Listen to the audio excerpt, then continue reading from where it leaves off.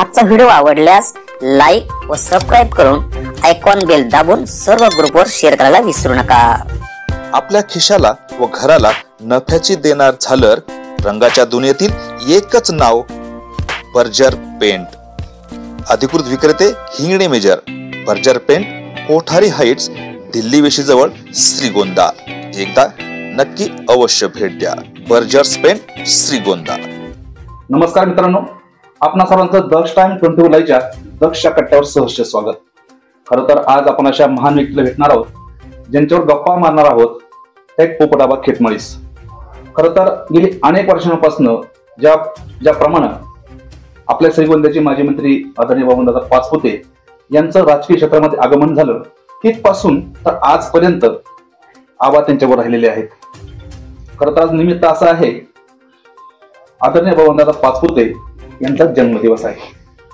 त्या अनुषंगानं त्यांच्या जीवनातल्या छोट्या मोठ्या ज्या घडामोडी आहेत, ज्या आपल्याला माहित नाही ते पडद्याआड आहेत, त्या आपण आज आबांकडून समजून घेणार आहोत। आबा, आपलं दक्षच्या कट्ट्यावर सहर्ष स्वागत। नमस्कार। खरं तर गेली अनेक वर्षांपासून आपण दादा बरोबर राहिला। हो। तर मला पहिला माझा प्रश्न असा आहे की दादांची आपली पहिली भेट कधी आणि कशी झाली? 78 साली, कारण विधानसभा लागलेली होती आणि विधानसभेमध्ये आम्ही त्यांना घेऊन नगरला गेलो कलेक्टर साहेबांना भेटाय। ते म्हणले त्यांचं वय कमी आहे आणि मग त्यांना आम्हाला उमेदवार नसल्यामुळे आम्ही कोपरगावला जाऊन मोहनराव गाडेशी कॉन्टॅक्ट केला आणि मोहनराव गाड्यांना उभं केलं आणि मोहनराव गाडे थोडं निसटते वेजाने पराभव झाला, निसटते आणि 27 महिन्यामध्ये ते सरकार शिवाजीराव नागोडे निवडून आले आणि ते सरकार 27 महिन्यात बरखास्त झालं आणि 80च्या विधानसभेमध्ये बबनराव पाचपुते उमेदवार झाले आणि 850 मतांनी ते विजयी झाले आणि विजयी झाले।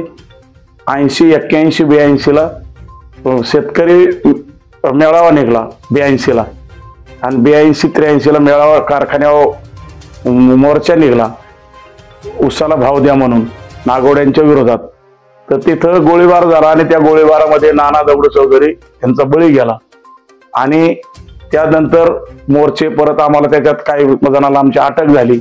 त्याच्यात कुमार सप्तऋषी होते, आम्ही सर्व जुने सहकारी होतो आणि त्यामध्ये नंतर कारखान्याची 84 निवडणूक झाली आणि त्या निवडणुकीमध्ये आम्ही 500 सरासरी 500 तो कारखान्याचा पॅनल जिंकला। 13 पैकी आमचे 11 आले आणि बबनराव पाचपुते चेअरमन झाले। चेअरमन झाल्यानंतर ते साधारणतः 84 तर 89 पर्यंत त्यांनी काम पाहिलं। त्यांच्यानंतर त्यांना अविश्वास आला त्यांच्यावर, म्हणजे अधिकार काढले, अविश्वास नाही आला कारण संख्याच नव्हती त्यांच्याकडे आणि अधिकार काढले आणि आम्ही शेअर भरले, शेअर अगदी रीतसर भरले पण ती कोर्टात गेली आणि त्यामुळे 3 वर्ष निवडणूक लांबली कारखान्याची। ती जवळजवळ ते 92 पर्यंत ही चालली, कारखान्याची निवडणूक झाली नाही। 92ला बबनराव पाचपुते गृहमंत्री झाले आणि त्या गृहमंत्रीच्या काळात आम्ही पॅनल हरलो, काही बबनराव पाचपुते निवडून आले पण बाकीचे ते हरले। तर असं करत कारखाना त्यांच्या ताब्यात गेला, पुन्हा कारखाना आमच्याकडे काय आला नाही आणि पाचपुते परत 80, 85, 90, 95, 99 म्हणजे अशा वेळेस ते विधानसभेला विजय झाले। फक्त 2च वेळेस पराजय झाले, नागवाड्याकडनं 2 वेळेस नागवाड्याकडनं झाले, एकदा मग आपलं जगतापाकडनं झाले आणि एकदा नागवाड्याकडनं झाले, नाही तर 7 वेळा ते आमदार झाले। अतिशय आम्ही जवळ चढ उतार त्यांच्या जीवनातला आम्ही चढ उतार अगदी साक्षीत आम्ही त्याला, कारण आमचे जुने सहकारी या कोरोनामध्ये भरपूर गेले पण आता जुन्यापैकी आम्ही काही थोडेच मोजके अगदी बोटावर मोजा इतकेच जुने सहकारी आहेत। तरी पाचपुते संघ आम्ही आजही एकनिष्ठ, उद्या बी एकनिष्ठ आहेत आणि पाचपुत्यांनी अनेक समाजाचे कामं केले। पार घरात जाऊन, घरात पार म्हणजे घरात असं जायचे, कोणाच्या घरी गेलं तरी ते घरात जाऊन जेवून किचन मध्ये जेवायचे, काय असेल ते भाजी भाकरी। पाचपुत्यांचं सारखं आतापर्यंत तरी अजून मी, माझं 75 वय पण पाचपुते सारखं अजून नेता, नेते आहेत पण नेते बाहेरचे बाहेर आहेत पण पाचपुते घरात घुसणार, महिलांची चौकशी करणार, मुलांची चौकशी करणार, असं पाचपुतेचं काम आहे अनेक वर्षे आणि तेच काम त्यांच्या आज फायद्याचं झालेलं आहे। कारण ते आजारी असल्यामुळं त्या कोरोनाच्या काळात त्यांना कोरोना झाला, त्यांचे बंधू गेले आणि त्यांच्यावर आघात इतका झाला की त्याच्यातून ते सावरायलाच तयार नाहीत। आता थोडेसे सावरले विधानसभेला वहिनींना तिकीट मिळालं. आता सध्याचे मुख्यमंत्री त्यांना भेटायला गेलो आणि त्यांनी सांगितले की बाबा भाजप पक्ष लवकर हा तिकीट बदलणार नाही. पण आमच्या वहिनीने सांगितले की बाबा मी त्यांची मंडळी माझ्या मालकाला माता लक्ष द्यायला मी आता जवळ पाहिजे आणि मी जर आमदार झालो तर त्यांच्याकडे दुर्लक्ष होईल.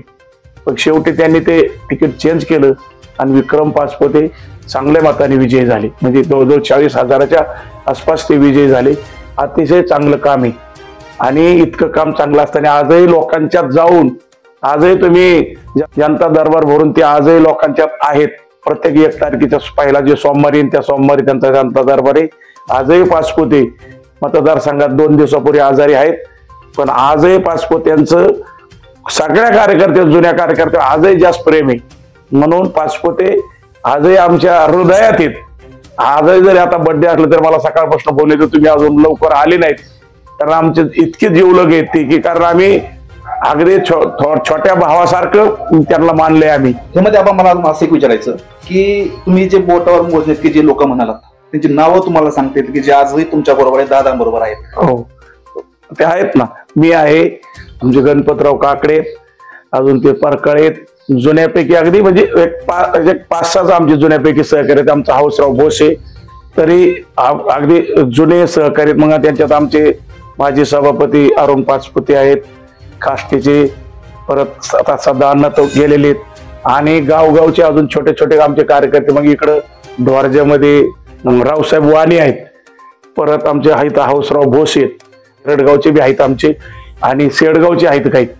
आणि असे कार्यकर्ते आता त्याच्यामध्ये उखळगावचे सुभाष वाळके, आता कोळगावचे सगळे आमचे नौकेच आहेत. त्यात आमचा ते दिनू काका सुद्धा पंधरकर माजी जिल्हा परिषद ते सुद्धा जुनेच आहेत.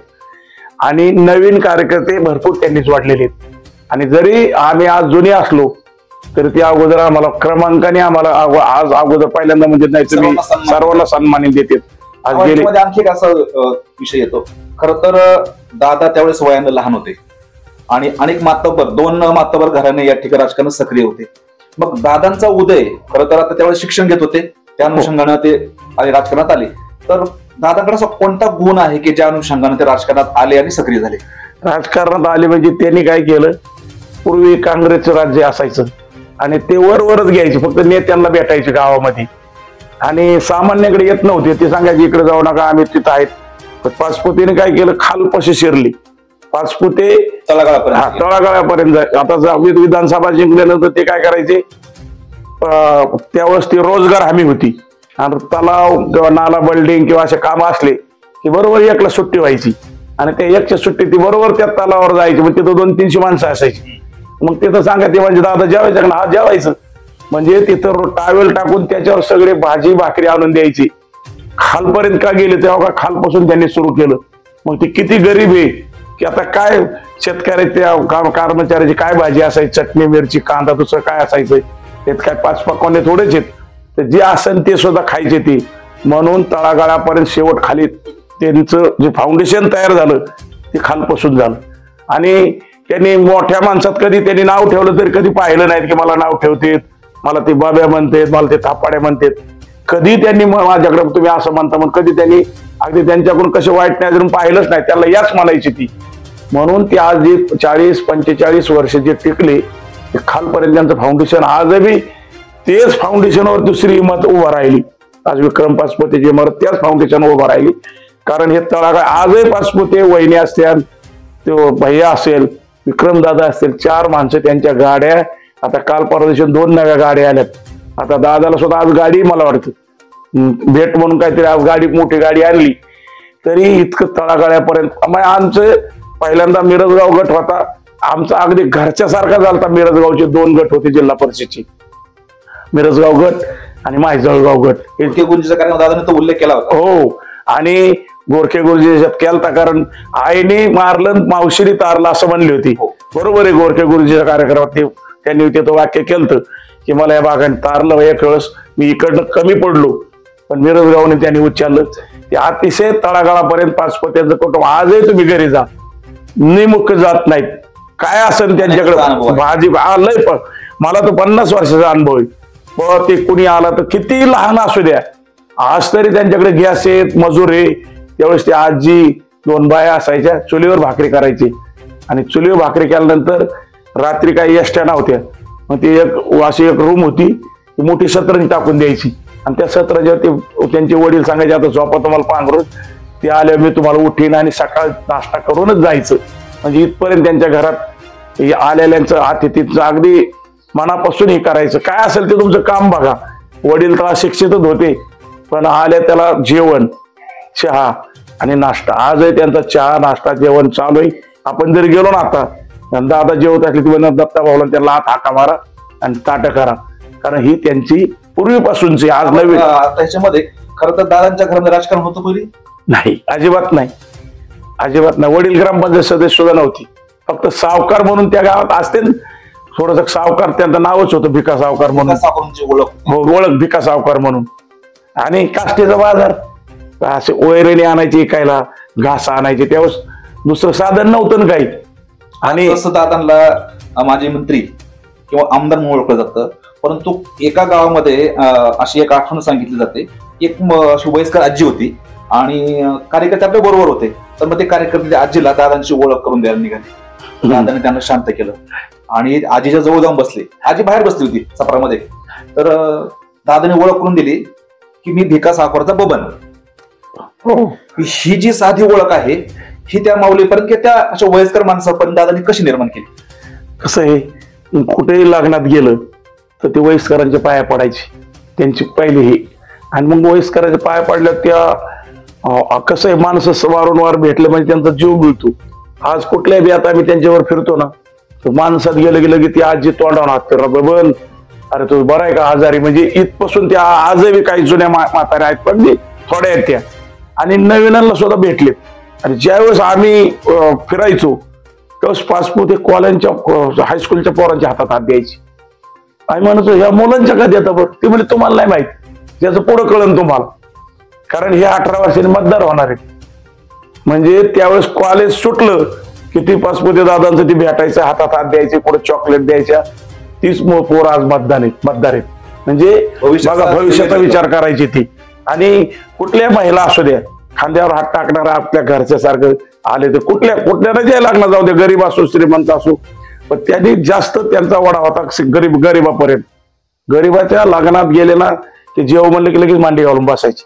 म्हणजे इथपर्यंत आता या आजारी असल्यामुळे आता सोडले जेवण, पण त्या काळात ते खालपर्यंत पोहोचले म्हणूनच असते. जसे दादा खालपर्यंत पोहोचले तसंच काही मागासवर्गीय घरामध्ये किंवा एकूणच सर्व वस्तीमध्ये आता खूप संपर्क आहे. म्हणजे आता काहींना ढोंग करावं लागतं त्यांच्या घरी जेवणाचे, परंतु दादा किंवा तुम्ही किती दादा असतील, अक्का असतील, थेट त्यांच्या घरी घरच्या सारखं जेवायला जातात. नेमकं हे कसं आहे? कसं आहे आता, मग ते त्याचा संदेश त्या कोणाच्या घरी जेवले, आज घोडक्यांच्या घरी जेवले भाऊ. आणि दादा काय मानित नाही ते जातीभेद, आणि तो जातीभेद त्यापासूनच कमी कमी कमी कमी होत गेला. मुस्लिमांच्या घरी सुद्धा त्यांचं जाणं आहे, मुस्लिमांच्या घरी, मुस्लिमांच्या आपल्या इथं.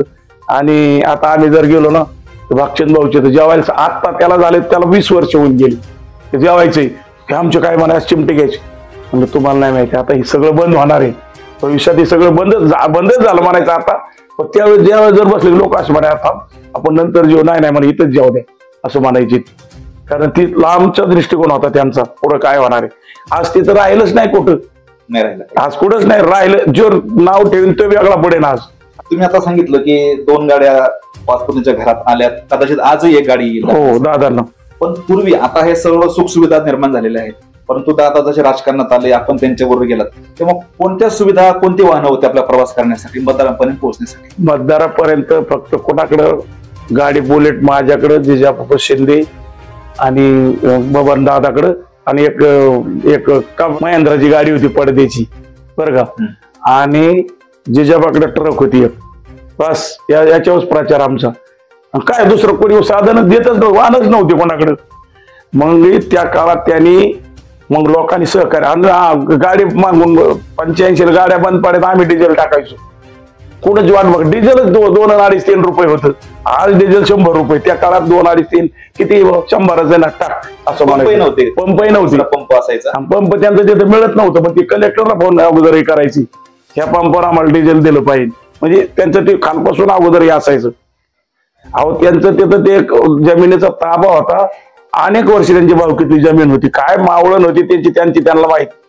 ते असं सगळं ताफा घेऊन यायचं, बँड लावून यायची की उद्या ताप आहे. आम्ही जायचो मोटरसायकल लांब थांबायचं, त्यांचं आहे. तर 5-10 मिनिटात बेल पासपोर्ट यायचे आणि एक कागद द्यायची त्याला स्टे म्हणून. चालले माघारी. असं अनेक वर्षे आम्ही जवळजवळ 10 वर्ष बघायचो. आज ताब आहे काय मागून म्हणायचं, होईल का ताब, ते हसायचे. म्हणजे कायद्याच्या बाबतीत म्हणा, म्हणजे कधी त्यांनी असं उघड केलं नाही की मी स्टे आणतोय. यात्रा सुद्धा अनेक वर्ष यात्रेचं कोर्टात जायचं. आता यात्रा त्यांच्याकडेच आली, नाहीतर अगोदर यात्रा शिवरामांनाच्या पार्टीकडे असायची. सरपंच असं पुढे सरपंच बदलला काष्टीमधली. नंतर ते त्यांची झालं रोलिंग, मग नंतर सरकारमध्ये सामील झाले, मग त्याच्यानंतर बदलत गेलं. पण जनता पक्ष कारखान्याने त्यांचा ऊस अडवला 78-79 ला. तर तो ऊस अडवल्यानंतर सरकार केंद्रात जनता पक्षाचं होतं. मग केंद्रात जनता सहकार मंत्र्यांनी तिथून सांगितलं, जर तुम्ही बरोबर पाचपटाचा ऊस नाही काढा, आम्ही तुमचं लायसन कॅन्सल करू. मग एका दिवसातच सगळ्या बैलगाड्या ऊसाकडे वळाल्या. 2च दिवसात ऊस काढला. म्हणजे इतका त्यांना त्रास झालेला आहे. त्याच्यामध्ये खरं तर राजकारणात कुणीतरी बोट धरून आणायला असणारं व्यक्ती लागतं. तर त्यावेळेस असं कोण होतं की दादांना राजकारणात घेऊन आलं? कांतीशेठ भंडारी, माजी सरपंच. हो, कांतीशेठ भंडारी होते, ते सरपंच होते गावचे. आणि श्रीगोंद्याचे की आपल्या काय ते श्रीगोंद्याचे. आणि कसं होतं, ते काँग्रेस विरोधी होते ना. मग काँग्रेस आता ह्याला विरोध करायचा आहे काँग्रेसला, म्हणून ते आमचा ग्रुप त्या कांतीशेठ संघ असायचा. जुना कांतीशेठचाच ग्रुप आहे आज. तसं जर विचारलं गेलं, कांतीशेठ नंतर प्रकाश पाटवा, नंतर आम्ही, म्हणजे असं जोडीतच गेलं. ती खरं कांतीशेठचा. कांतीशेठ आमचे वडील सगळे एकत्र मिळून जायचे आणि प्रभरराव पाचपत्याला उभा राहा म्हणले. मग ते काय ते 80 ला निवडून आले. तसं आज चालू आहे. म्हणजे यस अपयश हे चालू राहत. तसं काय नाही, 2दाच अपयश आलं आणि चढ उतारा बी भरपूर झाला. आता मधल्या काळात त्यांचा वाईट काळ होता तो 21, 22, 23 अतिशय वाईट होता. कोविड नंतरचा काळ अतिशय वाईट होता. मग त्या कारखान्याचं पेमेंट असेल, कारखान्याचं त्यांच्या दारात 10वी असतील का त्यांच्या हाजीमध्ये केल्या, पण ती डगमगली नाही. आंदोलन सुरू केली. ह्याच्यामध्ये खरं तर आता तुम्ही असाल, कांतीशेठ असतील किंवा एकूण दादा असतील, त्यावेळेस दादांबरोबर ज्यांनी काम केलं, सर्वांची शरीरदृष्टी आजही भक्कम आहे. म्हणजे दादा तर व्यायाम करताना अनेकांनी पाहिलेत, मी पण पाहिलेत. तर सगळ्यांची शरीरदृष्टी आजही सुदृढ आहे. याचं नेमकं कारण काय? त्याचं कसं आहे, योगा, फिरणे आणि मापात खाणे. सगळ्यात म्हणजे जेवण मापात केलं तर काही नाही अडचण होत. तुम्ही कशी म्हणले मी जेवतो, आता मग म्हणतात मी नंतर जेवल्याशिवाय बाहेर पडत नाही. खरं आहे ती की पुन्हा परत बाहेर घ्यायचंच नाही कुठं काही. त्यांचं तेवढं आहे. मात्र बाहेर कधी हॉटेलमध्ये नाही गेले कधी. हा, हॉटेलमध्ये मुंबईला गेलं तर किती माणसं जाऊ दे, 100 असू द्या, 50 असू द्या, सगळ्यात जेवायची व्यवस्था करणार. आणि इयर 9 ला मंत्री होता आता काय हेच नाही, त्यांचं सगळं घरूनच जायचं इथून गाड्याने. ज्वारीचं पीठ असेल, बाजरी असेल किंवा गव्हाचं असेल, तांदूळ असेल, सगळं इथूनच किराणा जायचं त्यांचं. आणि किती माणसं येऊ दे, विरोधक आले तरी ते म्हणायचे जेवून जाऊ द्या, काय आपल्याला 5 वर्षाकरताच म्हणजे नेहमी असं म्हणायचे. ते दादांची पहिली विधानसभा होती. आम्ही असं ऐकलं की दादांकडे तर पैसे नव्हते, विधानसभा लढायची होती आणि मातावरांना माती द्यायची होती. तर तो जो लागणारा निधी आहे, पैसा आहे, तो कसा उभा केला? एखादा अनुभव? बॅनर नव्हते, काय नव्हते, भिंतीवर फक्त ही करायची सोनेनी रंगरंगोटी भिंती होती. त्यावेळेस त्याला असं बंधन नव्हतं. आणि त्यावेळेस आमची बागायतदार चांगली होती. त्यावेळेस आमच्या वडिलांनी 1000 रुपये दिले. तर आमची परिस्थिती पहिल्यापासूनच चांगली होती. आमच्याकडे 150 एकर जमीन होती. आणि ठराविक माणसाने मग का ते संभाजीराव काकडे वारले, ते माझे खासदार होते ते, आणि त्यांनी सहकार्य त्या काळात 2000 रुपये दिले. म्हणजे आज 23 लाख रुपये दिल्यासारखे झाले. 2000 रुपये दिल्यावर आम्ही कितीतरी वाजवून टाळ्या वाजत होतो. कारण पैसे पाय मिळत नव्हते ना. शिला ते तिकडे गेले खाल्ल्या गाठात. आणि शेवटचे सभा कुठं माईक कशाचा, एकच माईक होता किसन लोखंड्याचा, आणि तो लावला. आणि मग ते खालून आले ते 15 दिवसांनी. कपडे लय खराब झाले. आम्ही बघायचे तर आम्ही कपडे घेतले. म्हणलं दादा इथे कपडे घाला. त्या मापाचे रेडीमेड कपडे घातले आणि त्यांना खुर्चीत बसवलं. आमच्या आजही डोळ्याला त्याने ते अगदी गौरव येतं की बा किती वाईट काळ होता.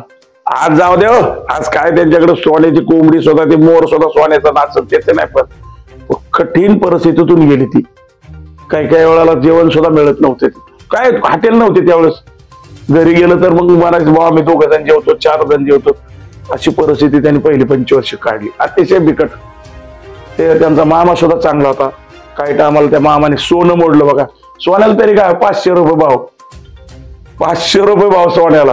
हो, त्यांनी मोडलं 2-3 तोळ्याचं. ते 1000 लय आले म्हणायचे पैसे. आम्ही मोडाय 2-3 जण गेलो. तो कमलाकर सोनार आहे का, त्याचा सासरा होता, पाहुण्याचा सासरा, आणि त्यांच्याकडे मोडलं. ते म्हणले का हो, निवडणुकीला पैसे लागले. त्यांच्या घरून ज्वारीच्या भाकरी एवढ्या यायच्या आणि 2-2, 4-4 भाकरी ती गाडीत टाकायची. तसं काळलंय वाईट होता. आज काय निवडणूक लागली की म्हणजे आहे का नाही, हॉटेलवर पुढे यायचं, किती वाजता यायचं. आज बारकाली पोरलं की विचारतील. याच्यामध्ये एक मला आवर्जून नाव घ्यावं असं वाटतं की त्यांनी टॉवेल मध्ये गावामध्ये फिरून पैसे जमा केले दादांसाठी. त्यामध्ये दत्ता पांढरकरांचं नाव मी ऐकलं. असे खूप जण आहेत की ज्यांनी दादांसाठी झुळी करून लय फिरलो.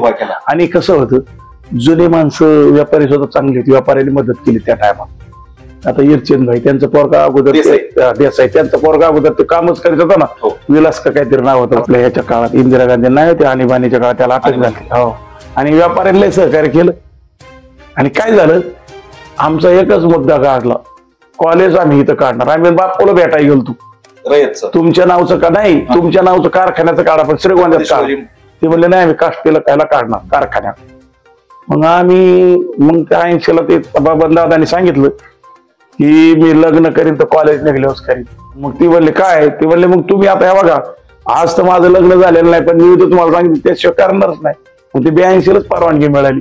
ते कॉलेज किती वर्षात उभं राहिलं? कॉलेज 2 वर्ष लागली. पण आम्हाला जागा घ्यायला गेलं, पैसे कुठे? 80ला सुरुवात. हो, तो दत्तात्रय शिनलकर होता का फेटा म्हणून, आणि त्यांनी उधार जागा दिली. 1 लाख रुपये जमायला आम्हाला 1 लाख रुपये डिपॉझिट लागत होतं. शेवटी त्या दिलीप शेठ, रसिक शेठ ही माणसं काय वाटली फार आदाबली. रसिक कटाऱ्या, दिलीप शेठ ही जुनी माणसं, प्रकाश पाटवा, कांती शेठ भंडारी, कारण पैसे 1 लाख रुपये द्यायचे म्हणजे लय झाले हो. आता एक जण म्हणतो कोटीत सांगतात, आता कोटीत बोलतात. तेव्हा ते लाख सुद्धा नव्हतं, आम्हाला हजारात बोलावं लागायचं. म्हणजे कॉलेजची सुरुवात 80ला झाली आणि किती साली पूर्ण झालं ते? 82ला परवानगी मिळाली. झालं. मग दादांचं लग्न 84 झालं, 18 मे 84ला. आणि 31 मेला कारखान्यात निवडणूक झाली. ती येतानीच प्रचार करून आली. मला म्हणले तुम्ही थांबा माग, मी उमेदवार होतो ना, सगळे माणसं बसून द्या, तुम्ही या. तर त्यांची बेलवंडीत सभा झाली. तर ही म्हणली की वाघ्या मुरळी आले, त्याचा इफेक्ट वेगळा झाला. ती म्हणली वाघ्या मुरळी तालुक्यात सुरू झाली. असं नव्हतं म्हणा पाहिजे, लग्न आहे त्या वाघ्या मुरळी म्हणली. अहो रिॲक्शन झाली त्याच्यावर. 4 दिवसांनीच मतदान होतं. 500 सरासरी पॅनल पडला. मग त्याच्यात संपतराव आमदार विठ्ठलरावला म्हणला, बापूला म्हणला, बापू बरोबर पाचपतीची ताकद वाढती. मी चेअरमन होतो कारखान्याचा, दोत्रे आढळगावचा वडारी समाजाचा होता. तो मुंबईत अडकला, त्याला मतदान नाही करता आलं स्वतःला, तर तो 500 निवडून येतो. बबनराव पाचपतीची ताकद वाढत चालली. बापू तुम्ही जरा ध्यान द्या. बापू म्हणले कशाची ताकद वाढती? अहो म्हणले मी 500 पडलो, स्वतःचं मतदान स्वतःला नाही करता आलं, तिथं दंगल झाली, तिथं कुतून पाडला. अशी परिस्थिती होती त्या काळची. आपण हे मला आणखी एक असं विचारायचं की दादांची पहिली निवडणूक कितीची? 80ची आणि आताची 2019ची. तर साधारणतः 7 वेळा त्यांचे चिन्ह बदल झालं. हो. आणि 7ही वेळेस म्हणजे जरी त्यांचा पक्ष चेंज झाला असेल तरी 1-2 वेळेस त्यांना पराजय स्वीकारावा लागला. हो. तर ह्या संपूर्ण कालखंडामध्ये असं एखादी चांगली घटना आहे का की तुम्हाला खस आयुष्यभर लक्षात राहील आणि तुम्ही वारंवार बोलताना ती घटना सांगता की तुमच्या लक्षात आहे की यस हे घडलं आणि खूप आम्ही जल्लोष केला? मला नाही, आम्हाला आनंद कधी झाला ते राष्ट्रवादीचे प्रदेशाध्यक्ष झाले आणि चांदा ते बांधा त्यांनी फिरून रद्द करून पक्ष वाढवला. आणि पक्ष वाढवला आणि बीडवर लक्ष केलं त्याने. बीड ते पार फोडलं ना मुंड्यांचं. मुंडे इथं प्रचारला आली, त्याच्यात ती हारली. मुंडे नाही बबन दादा.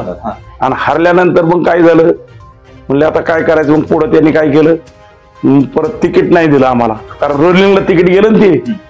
काँग्रेस आणि हे एकत्र राहिले आपल्या शरद पवारची.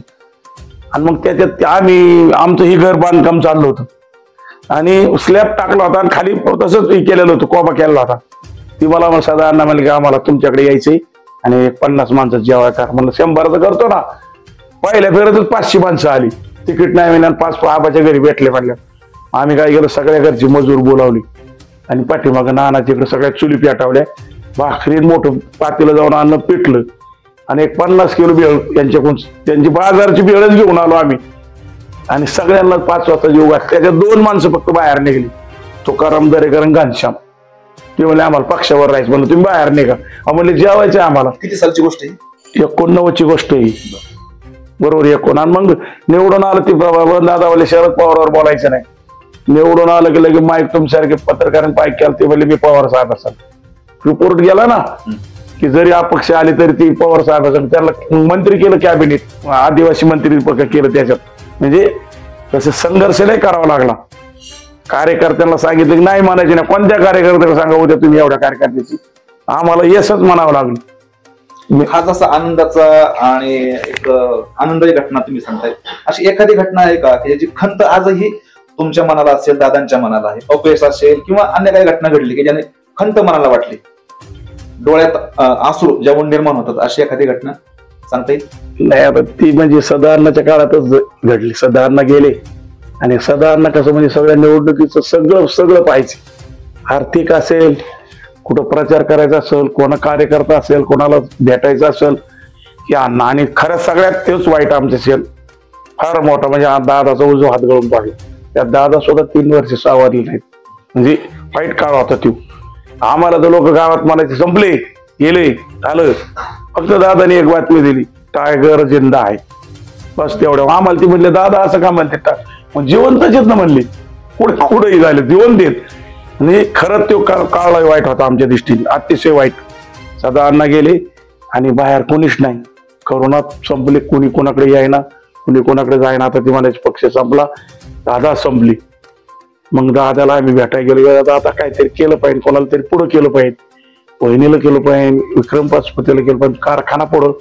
हे कारखान्याचं हे ती त्याच्यामुळे ती बाहेर येत नव्हती. लोकांची देणे, कारखाना आहे आपला, देणे गेली आणि आज मोकळी झालेत. आज त्यांना काय आता कोणची गाडी काही बी करू शकते. आज त्यांची अशी परिस्थिती. आणि केलं पाहिजे त्यांनी. आता नवीन आता सुविधा आल्यात. समजा आता कसं आहे, पूर्वीच्या गाड्या होत्या त्याला हे होत नव्हतं, एसी नव्हत्या, पडद्याच्या गाड्या होत्या. आज चांगल्या गाड्याला त्याचा उपभोग घेतला पाहिजे ना. बरं तुम्हाला सांगतो, माणूस जर ताजा तावना ठेवायचा असेल तर चांगल्या ह्याच्यातून प्रवास केला पाहिजे, थकवा नाही आला पाहिजे. आज तो गुरुजी काय त्याची आपण काय तेव्हायचं गुरुजी बघा ना तुम्ही, काय तेज आहे. मी पहिल्यांदा आलो बरं का तिथं गोरखे. मला मग आमची सासरवाडी पलीकडून चिंचोलीला, पण ते गोरखे गुरुजीकडे मी पहिल्यांदाच तिथं आलो. अतिशय तरी दादांनी चांगलं वाक्य वापरलं की त्याची गाडी थकली, गुरुजीने हात लावला की ती गाडी ढकलली जाते. आबा ह्यात म्हणजे मात्र वेगळा प्रश्न आहे. खर तर अनेक निवडणूक आम्ही पाहिल्या, तर काही काळासाठी का होईना आपण दादांपासून लांब थांबायचे, दादांना तुम्ही भेटायचं नाही. नेमकं दादावरचं प्रेम होतं की आपलं रुसणं होतं? प्रेमच असायचं. कुठे जरी बसले तरी आपल्याला नसल बोलावलं तरी आपण प्रेम जाऊ दे आपल्याला बोलित. पण आम्ही काय करायचो, आजही बी आम्ही तर तिथं बोलत असेल तर अजिबात तुम्ही ते बसले असेल अजिबात आत शिरत नाहीत. का आपण हे प्रोटोकॉल पाळला पाहिजे. तुमचं काही टायमाला खाजगी बी असू शकते, काही महत्वाच्या बातम्या असतात, मग ते जर आपल्याला थांबवलं तरी आम्हाला राग येत नाही. आबा थांबा, तुम्ही थांबतो. म्हणजे इथपासून आमची तयारी, थांबा म्हणलं तर थांबा, या म्हणलं तर जाऊन बसायचं. हे कारण पूर्वीपासून सवय. आता तुम्ही समजा तुमचं हे चाललंय आणि मी आलो, ती आबा या म्हणलं, मी नाही म्हणणार, तुमचं चालू आहे, मी बाहेर थांबतो. हे आम्ही आजही पाळतो आणि उद्याही पाळणार. मी खर तर तुमचा दादा खूप मोठा अधिकार आहे, खूप मोठा अधिकार आहे. अधिकार असून सुद्धा तुम्ही तुमच्या जागेवर थांबता की नाही, इथं आपण थांबलं पाहिजे, दादा नाही आवडणार नाही, कारण दादा बोलणार बोलणार नाही, पण तुम्ही तुमच्या जागेवर थांबता. तर हा जो समंजस्यपणा आहे हा अनुभवाने आला, अनुभवानेच आम्हाला आला. कसं आहे, आणि दादा माझ्यापेक्षा वयाने 2 वर्षांनी बारीक आहेत, तरी आम्ही नेता मानल्यानंतर आम्ही पहिल्यांदा वहिनी असो दादा असो, कारण आमचे जुने लोक वहिनीला वहिनी म्हणत होते, कारण त्यांच्या घरात वहिनी म्हणायची ना अण्णा ती, आम्हाला वहिनी. आता ही नवीन जी ना ती अक्का म्हणते, कारण आमची जुनी आहेत ना ती तेवढीच वहिनी म्हणते. ती त्यांना माहिती ना, हे सदा अण्णामुळे ते दत्त नानामुळे ती वहिनी म्हणायची, ती आम्हाला सवय लागली वहिनी. आता माझे शेवटी 2च प्रश्न आहेत. एक प्रश्न असा आहे की गेली अनेक वर्ष दादांबरोबर आपण काम केलं, दादा तुम्हाला जरी वयानं लहान असले तर नेता म्हणून तुम्हाला ते मोठे होते आणि आदर नाही, आदरच. पण 2000 ही जी मागची निवडणूक झाली 24ची ना, 24ची निवडणूक झाली, त्याच्यामध्ये तिकीट बदल झाला आणि ते तिकीट आदरणीय आपले विक्रम पाचपते यांना गेलं. त्यावेळेस आनंद वाटला, वाईट वाटलं, समाधान वाटलं, काय सांगाल? आनंद असा वाटला पहिला की 5 माणसामध्ये माझा नंबर लागला मुंबईला जा, आणि तिथे गेल्यानंतर देवा भाऊ अख्खे मंत्री बिंत्री अख्खे फुल सगळा हॉल भरलेला होता. ती दादाची चिठ्ठी गेली की ते म्हणले बबन दादाला अगोदर बोला. माझ्या डोळ्यालाच पाणी आलं तिथं की काय माणूस एवढा फार. ती मग वहिनी ते आम्हाला बोलायला सांगितलं काय काय बोलायला सांगितलं. मग मला मी म्हणलं की बाबा आपलं दादा आजारी, पण वहिनीला त्यांचे सहकार्य त्यांना ती म्हणले तुमचं सगळ्यांचं खरंय, आणि हा जनता पक्ष आहे की मला सुद्धा खेटरते म्हणले. तुम्ही मग पहिल्याने का नाही सांगितलं. मग दिल्लीला फोन लावला त्यांनी, ते म्हणले त्यांचा डाटा पाठवा. ते डाटा चांगला गेला. ते म्हणले असं का ठेवला, ते जिल्ह्यावाले ठेवला, थोडं राजकारण असतंच म्हणजे. आणि ते एक समाधान वाटलं की 5 माणसात आपल्याला सारख्याला बोलावलं. मी, बाळासाहेब माडे, संदीप नागोडे, बबन दादा, वहिनी, बस एवढेच माणसं आहे. खरं तर आता नातवाचे वयाचे विक्रम पाचपुते आहेत, आता हो. तुम्ही त्यांच्याबरोबर काम करता. विक्रम पाचपुतेकडनं आपल्याला काय अपेक्षा आहे? काही नाही अपेक्षा, लोकांची कामं करा. आम्हाला बोलावलं तरी आम्ही येणार, थांबा म्हणलं तरी आम्हाला काय वाटणार नाही, कारण आपल्याला सवय लागलेली ती. कारण या कुठलंही एकदा आता ते आमदार आहेत आणि त्यांचं काय समजा अधिकारी बसलेले असतील, आपण बसलो तर बोलता येणार नाही, म्हणून आपण थांबा म्हणले तरी आपल्याला काय नाही वाटत. आता मगापासून फोन कर, तुम्ही या लवकर, सगळे यायला लागले, येतो येतो, म्हणजे इतकं प्रेम आहे. आणि काय झालं, दादाला श्रीगोंद्यात आल्याशिवाय त्याला करमतच नाही. म्हणजे काय ते श्रीगोंद्यावर प्रेम आहे. श्रीगोंद्या आलं की त्याला म्हणते बोला आम्हाला, बोला आमच्याला, चालले गाठ घ्या. दादांचा आज वाढदिवस आहे, त्यांना तुम्ही भेटायला जाणारच आहात, त्यांचं दर्शन घेणार आहात, त्यांना शुभेच्छा देणार आहात.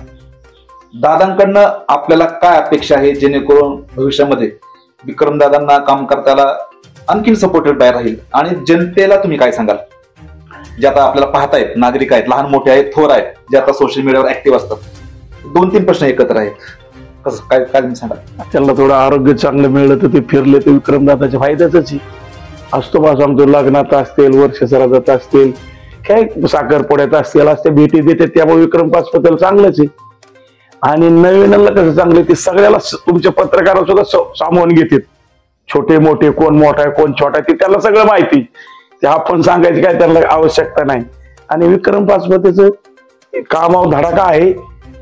आता निधी तो अजून थोडा लाडक्या बहिणीमुळे निधी थांबलाय, ते काय आला नाही, पण रस्त्याचे काम सुद्धा दत्ताभाऊ चांगले चालले. आपल्या सियारा भाऊ फक्त सियारात थोडं आपल्या नगरसेवकांनी लक्ष द्यायला, खड्डे बिड्डे आहेत, लोक थोडं वैतागलेले आहेत, ते मोरून बिरून टाकला तर आता धूळ यायला लागली. आता काय आपण दिसतंय ती रोज आपल्याला, म्हणून नगरपालिकेला जर पुढे गेली तर बरं येईल असं मला वाटायला लागले. कारण थोडी जिल्हा परिषद पंचायत समिती झाल्यानंतर, कारण हे रस्ते तर चांगले पाहिजे, पाण्याचं काम चांगलं झालं 1 नंबर. आपल्याला दुष्काळात कुठेही हांडा घेऊन पळावं लागलं नाही, 1 दिवसाड झालं, पण पाणी चांगलं मिळलं. त्या पाण्यामुळे शहराचं जी बाहेर प्लॉट असतील, फ्लॅट असतील, ही 1 नंबर विक्री झाली बघा 5-6 वर्षात. आजही तुम्हाला सांगतो, जागा आमच्या त्या ह्यांनी नाथ जावयाने घेतली, बळच घेतला, बळच 22नी 2 गुंठे आत बनकर माळ्यात. तो आमचा पाहुणा ₹1,00,000 हो. मग म्हणलं बाबा दी पाहुणे, ते म्हणजे सांगू नका कोणाला, म्हणून कशाला सांगायचं चाललं. म्हणजे इथपासून हे रस्सीखेच आज मांडवगण रोड सारखा रोड, पण कचरा लय टाकेल, सुशिक्षित माणसं कचरा टाकेल, लय वाईट आहे. पार आमच्या गाड्याच्या घरापर्यंत कचरा आहे. आणि कोण टाकते? सर्व्हिसवाले कचरा टाकते. आम्ही त्यांना म्हणलं तुम्ही आम्हाला सीसी कॅमेरे द्या, खांबे सगळे बघू द्या कोण टाकतंय ते. आता जी तरुण मंडळी आहेत, जे आता आपल्याला आजच्या मुलाखतीच्या माध्यमातून पाहतात, सर्व स्तर, तुमच्या वयाचे असतील, तुमच्या जास्त वयाचे असतील, कमी वयाचे असतील, आमच्या वयाचे असतील, तर ह्या सर्व नागरिकांना तुम्ही दादांच्या वतीनं काय सांगाल? दोन्ही दादांच्या वतीनं काय? दोन्ही दादाच्या वतीने सांगणार आहे की विक्रम दादानी तरुणांना जवळ घ्यावं. जसं आम्ही 40-45 वर्ष वाढलो, तसं त्यांनी सुद्धा तरुणांना जवळ सांभाळावं आणि द्वेष करू नये. हा गरीब आहे, तो श्रीमंत आहे, याच्याकडे पैसे आहेत, ते करू नये त्यांनी. बबनराव पाचपते कधी कोणाच्या घरी जेवलं ते कधी बघत म्हणले नाही की मला ही भाजी होती ती नव्हती. हा त्यांच्यातला गुण हा विक्रमदादांनी घेतला पाहिजे. आणि तरुण जोडले पाहिजे. आता तरुण असे जोडले, तरुण जात नाही तो बाजूला, फक्त त्याला जीव लावला पाहिजे, त्याला घरी गेलं पाहिजे, त्यांच्यात बसलं पाहिजे, सुख दुःखात गेलं पाहिजे. सुख दुःख सगळ्यात श्रेष्ठ एक. जर घुसायचं असेल संकटा मग तर दुःखात पाहिजे, सुखात या गोष्ट नाही आलं तर चालेल, पण दुःखात बबनराव पाचपुते आमचा 45 वर्षे असो, जरी समजा एखाद्याच्या मैत्री नसला दुसऱ्याशी भेटणार, 10व्यात येणार, म्हणजे ते खालपासून त्यांचा कार्यक्रम तोच विक्रम पाचपुतेने घ्यावा ही आमची अगदी त्याला नम्र विनंती आहे की पाचपुतेच्या पावलावर पाऊल ठेवून द्या. तुम्हाला आई आहे, तुम्हाला वडील आहे, तुम्हाला मोठा पारखा भाऊ आहे, 4 माणसं कार्यकर्ते आहेत, तुमच्यासारखे पत्रकार आहेत, जीवाला बाजी मारणारे पत्रकार आहेत तुम्ही. त्यामुळं त्यांना कमी पडणार नाही. मी बबनराव पाचपुते यांना माझ्या परिवाराच्या वतीने अगदी 100 पार करो अशी पांडुरंगाला प्रार्थना करतो आणि या ठिकाणी थांबतो. खरं तर आबांनी खूप गोष्टीचा उलगडा आपल्या समोर केला. थोडीशी वेळेची आपल्या पुढे कमतरता असल्यामुळे अनेक गोष्टी राहून गेलेल्या आहेत. नक्कीच येत्या काळामध्ये राहून गेलेल्या गोष्टी पुन्हा आबांच्या मुखातनं आपल्यापर्यंत आपण आणणार आहोत.